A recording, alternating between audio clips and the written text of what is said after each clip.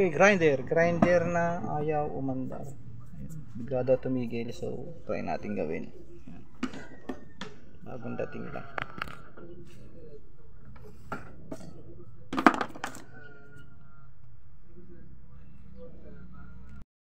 Okay, first steps natin ang gagawin natin ay ito, yung test rod natin. Ayan, naka times 20. Ayan. On. Ayan, naka-on na siya. Walang reading. Okay, ito tinanggal natin yung dalawang yung tornilyo. Saka yung lock nitong switch. Ayan. Guys, yan, buo yung kanyang switch. Ayan o, switch yan, buo. Yan, off. Yan, on.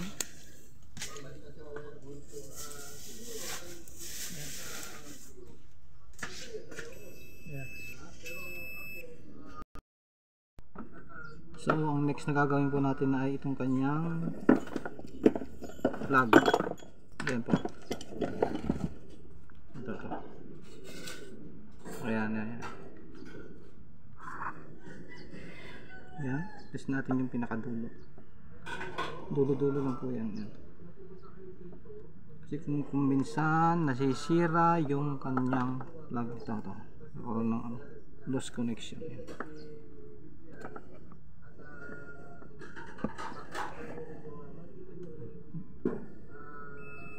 Buo. Kabila. Yan. So buo yung plug. So alam na natin kung anong sira nito. Ba't tayo mandar? Itong kanyang sira po nito ay ang kanyang carbon brass. Aray. Tanggalin natin yan.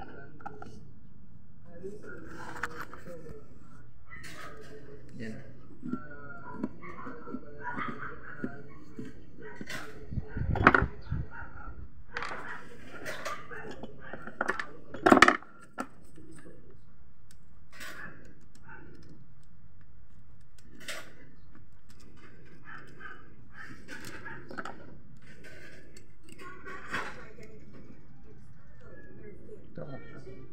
Yan o, sobrang liit.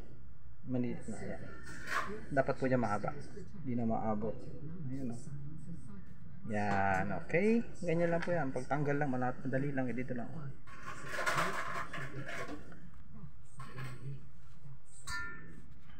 Yan, dito lang. Yan lang nakalagay yan. Okay. Salamat.